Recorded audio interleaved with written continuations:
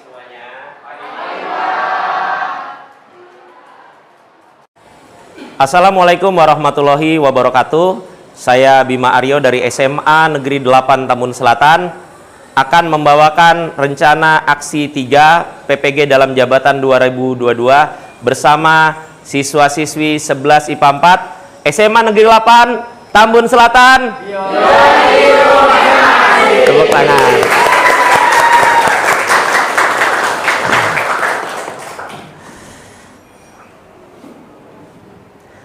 Bismillahirrahmanirrahim. Assalamualaikum warahmatullahi wabarakatuh. Waalaikumsalam warahmatullahi wabarakatuh. Di pagi hari yang penuh duka ini karena ada salah satu rekan kita yang kemarin wafat, mari kita mulai pembelajaran dengan berdoa sekaligus mendoakan rekan kita yang baru saja wafat. Semoga amal ibadahnya diterima di sisi Allah. Kemudian juga diberikan ketabahan bagi orang tua serta segenap keluarga yang ditinggalkan. Berdoa dipersilahkan.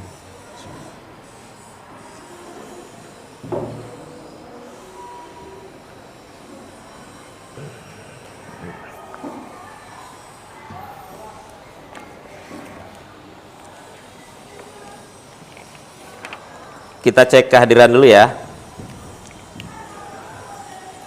Alia Afrilia, Anggi, Aulia, SMA Negeri 8 Tambun Selatan, insan budi pekerti unggul berprestasi. SMA Negeri 8 Tambun Selatan, semakin unggul semakin berprestasi, semakin unggul semakin berprestasi. Semakin unggul, semakin berprestasi.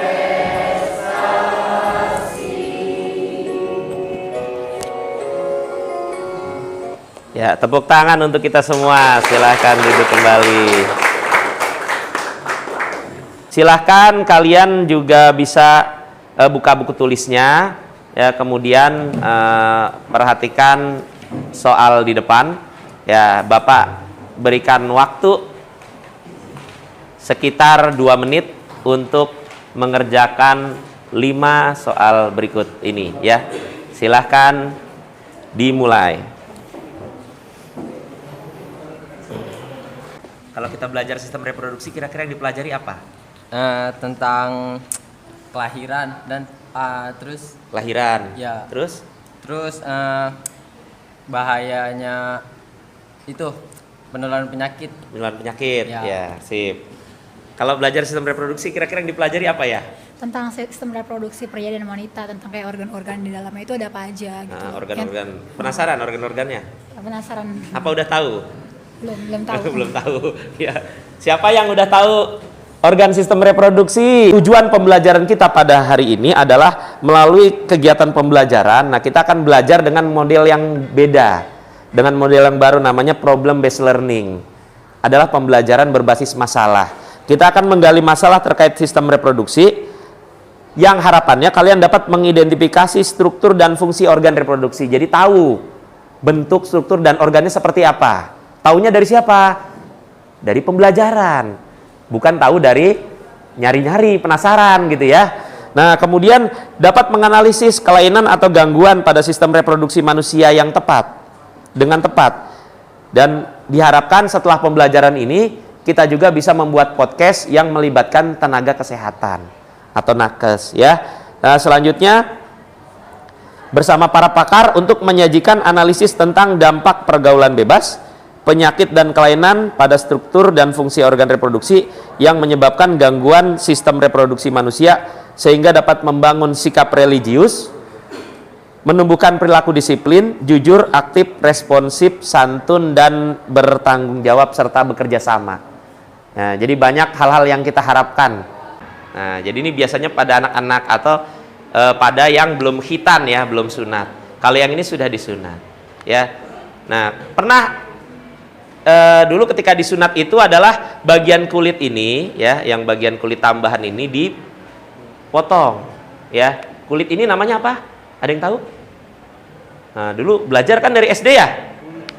Kulit yang disunat, ketika disunat diambil itu namanya apa? Dulu pas disunat nggak nanya sama dokternya. Itu yang dipotong apa dok gitu. Nah, itu namanya keren, namanya prepuce. Prepuce gitu kan. Ya, namanya prepuce. Nah, ini dihitan tujuannya untuk menjaga gland penis ini dari kotoran. Karena kalau misalkan tidak dihitan, maka kadang di sini ada kotoran, jamur dan lain sebagainya yang ada di dalam sini. Ya. Nah, kemudian kita ke testis. Nah, ini adalah bagian-bagian testis, di mana ada bagiannya tadi tubulus seminiferus ya yang menghasilkan sperma, kemudian ada skrotum yang di bagian luar. Selanjutnya dalam tubulus seminiferus ada saluran-saluran. Terdapat pembuluh darah, sel Leydig, sel Sertoli, dan sel spermatogonia. Sel spermatogonia ini adalah sel yang menghasilkan sperma. Nah, kemudian sel Leydig ini menghasilkan testosteron. Ada yang masih ingat testosteron itu apa? Diisi langsung. Nomor 1 saja dulu ya. Nomor 1 saja dulu. Diskusikan dulu jawabannya.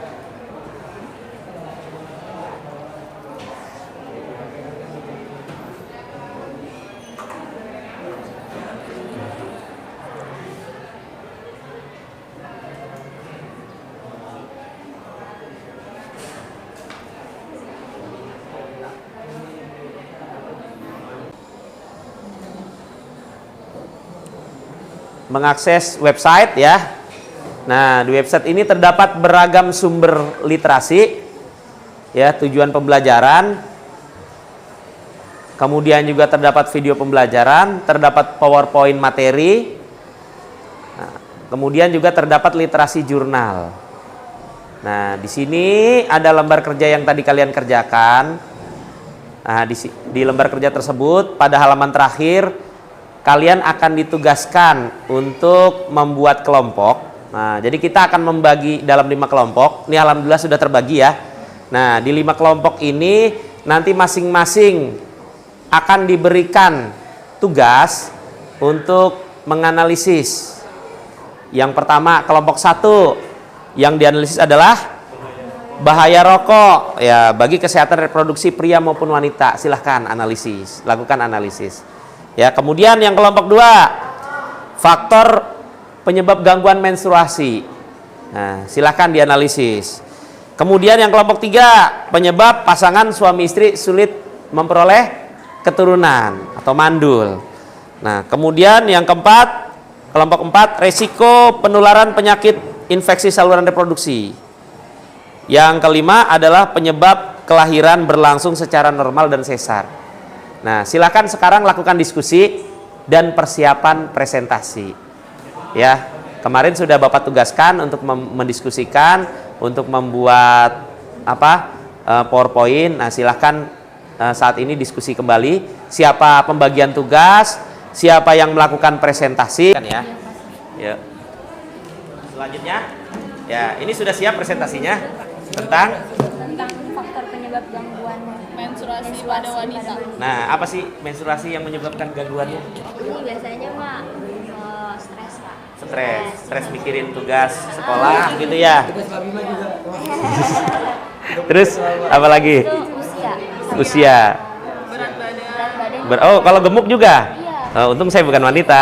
Terus apa lagi? Terus sama biasanya ada penyakit bawaan, capean. Apakah konsumsi berpengaruh? Ya, makanan, pola makan? Kan kita makan, apakah makan makanan yang sifatnya mengandung pewarna, penyedap, sintetik, ya, ataukah makan makanannya alami, lalap-lalapan, buah-buahan, apakah berpengaruh tuh terhadap siklus menstruasi? Coba dianalisis. Tambahan, nanti siapa tahu kelompok lain ada yang nanya, kan gitu ya. Coba dianalisis. Masih ada waktu. Nah, ini tentang apa? Sebab-sebab kemandulan. Nah, orang mandul biasanya karena apa?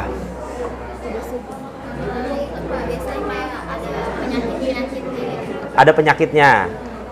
Penyakitnya contohnya apa yang bikin mandul? PCOS. Udah ada di situ pembahasan tentang PCOS. Resiko gangguan pada menstruasi. Jadi ada faktor-faktor nih yang menyebabkan gangguan pada menstruasi. Baik, perkenalkan nama saya Chandra. Saya ingin bertanya tentang menstruasi tersebut.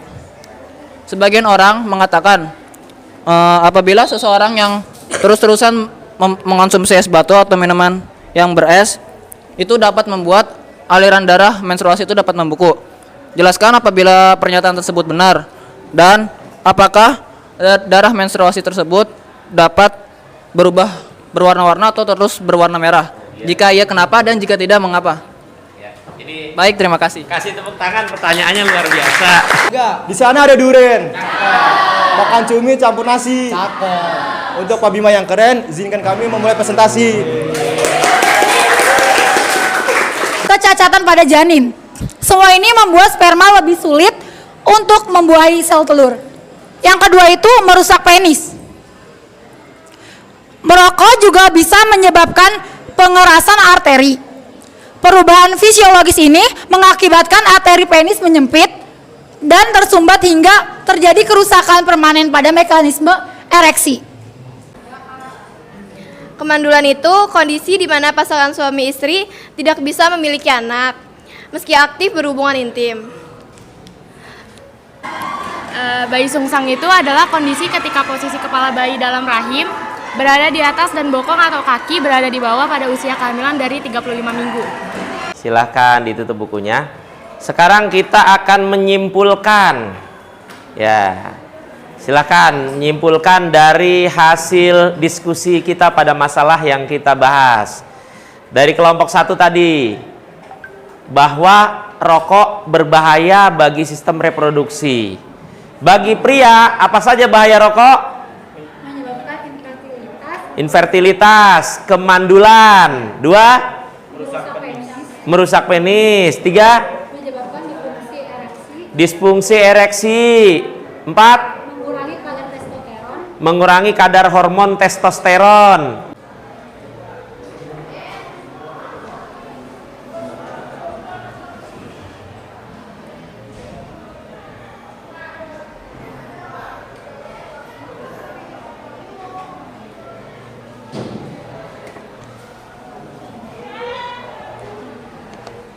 Ditulis nama, kelasnya 11 IPA 4, tanggal pelaksanaannya hari ini.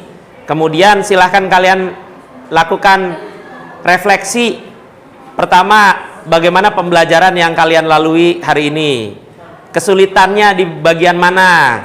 Ya, silakan, waktunya sudah habis. Nanti untuk lembar refleksinya bisa dikumpulkan di kelompok masing-masing. Silakan.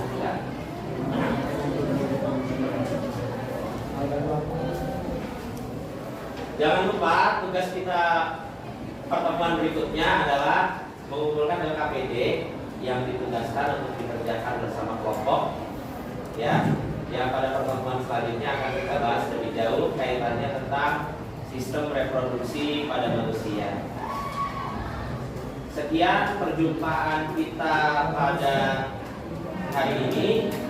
Siswa-siswi sekalian, marilah sama-sama kita tutup kegiatan kita dengan membaca doa. Ya, berdoa dipersilakan.